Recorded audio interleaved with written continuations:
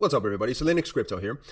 Are you tired of missing opportunities and losing money while trading in these markets? Then I might have the solution for you. For those of you who don't know, we run the cilinixfxcapital Signal and Premium group, in which I not only share my own trades, so profitable signals, but I also give you 24/7 mentoring to actually become a better trader yourself, and you gain access to a trading guide with multiple strategies and basic beginner tricks to actually become a profitable trader yourself.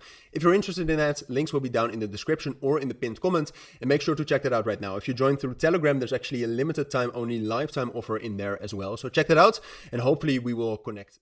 Good afternoon, everybody. Welcome back to cilinixfxcapital. Hope you're all doing great and welcome to this middle of the day market update. We're going to do a full update on the market right now. We had some pretty critical, or at least it looks like it was critical. We had some critical news over the course of this afternoon. I wanted to talk about that. Tomorrow, just so you know, we have inflation rate data. That will matter a lot as well. The US session has started about 12 minutes ago, so volatility and volume is really getting into the markets right now. AKA, I'm probably going to call this video something like an urgent update, because it very much is. We had some news. The US session has just opened, and if we look at the news, I'll tell you why that's important, and that also gets back to what happened last week Friday, which some of you, or at least I hope every one of you, still remembers. It was very volatile and not necessarily in a good way. So let's get right into it. So we'll talk about the news first. Then we'll talk about Bitcoin. A lot of coins at this point of time are still correlated to Bitcoin. So therefore, if we look at Bitcoin, you have an idea of what to expect with the market in general. We'll have a quick look at XRP, Ethereum. There's no need. I mean, Ethereum is basically doing nothing. And then we'll talk about some other altcoins that I think are very interesting. AFAX, for example, that I've made a video on this morning, is doing great. So for those of you who watched that video and did something with that, congratulations. We're almost near our first price target. Doing great. But okay, let's dive into the news. So what we had today, like I said, tomorrow we have inflation rate and CPI data. We want that to be lower than expected. If that's higher than expected, that's bad. But that's speculation. That's for tomorrow. What we had today was the PPI data that we had, or we had PPI data coming in. That was lower than expected. All right, so this is economic data, and this little snapshot of one part of the U.S. economy and one moment in the U.S. economy was bearish. All right, bearish for the economy.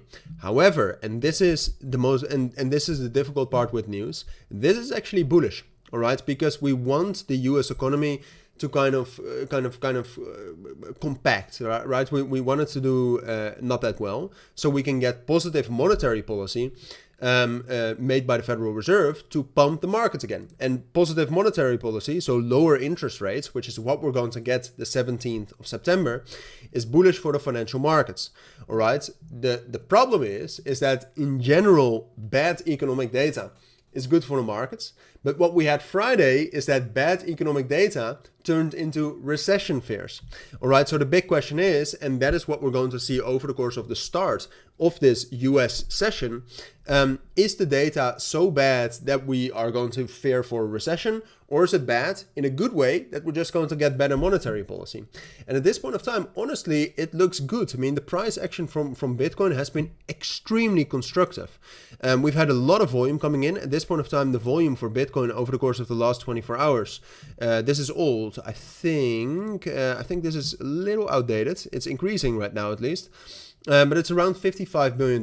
That's a lot. You can see we have some high volume moves coming in right here after the news. And you can see that the price is holding the point of control of these moves, right? So every move has a level where most of the volume was transacted. If the following candle actually stays on top of that, which is what we have been doing so far, that's good news. And we've broken above the 90-day rolling VWAP. We're breaking above the 30-day rolling VWAP. The main key today for Bitcoin, and therefore also for the markets, and this is perhaps the most important part of this video, is that Bitcoin is going to be able to hold $113,000. If we're able to hold that, That's good news, and we're going to go higher. And when we're talking about going higher, the next main target is right here at 115,000, but we can easily rally into 118,000, right? And everything can be great. 113,000. We need to hold that. At this point of time, I would say it's most likely we are going to be holding that. It seems like the US also think this is positive data that we had this afternoon. Wednesday is usually a good day for crypto, right? Also in the US. So that's good to see. And the price action is just good. I mean, like I said, confirmation is always better. But personally, my bias is bullish, as it has been. So if you watch my videos, you were prepared for a move like that, like this. So that's great.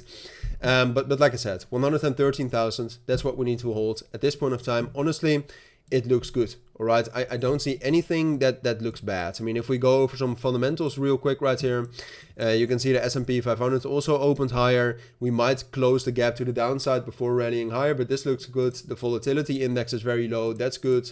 The Russell 2000 got a nice move up. That's good. The NASDAQ is moving up. So everything at this point of time, at least, is looking good.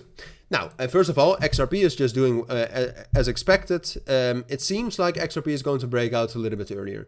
If Bitcoin is going to be able to hold 113,000, XRP is going to be able to break above that level around $3 and head for 3.11 and 3.12. So be aware of that. Ethereum actually does have a chance to break above 4,500 right now, which is the main resistance level. Hopefully it does that, but obviously Ethereum has underperformed the market over the course of the last 3 weeks or so. A couple of coins that I'm looking at a lot at this point of time. First of all, AFAX. But AFAX, I would say maybe it's a little bit late if you want to do a short-term trade. If you want to buy spot, you could still be on time in time because we have just gotten a major breakout here. But AFAX has a lot of momentum at this point of time. Definitely a coin to keep your eyes on. Volume is very high as well. In the same category, in the same narrative, Solana is doing extremely well right now as well. I made a video on that this morning. This is also according to expectations, so that's great to see. What more do we have? We have a lot of manipulation with Bake, MYX, of course. Those are coins I would not pay too much attention to. But what more do we have? I mean, let me quickly see if there's anything that I think is very interesting and that you should keep your eyes on. Pyth is quite strong. Sei is quite strong, but Sei is still in a range. It actually seems like, just to end this video on something that is a little against what I said earlier in this video, it seems like Ethereum Beta is actually trying to do something with Arbitrum, Pendle, ENS trying to get some momentum. So, keep a side eye on that as well. But those are my thoughts for now. That's what I think you need to know regarding the markets at this point of time. Hopefully you're making money. But for now, thank you for watching. Take care and bye.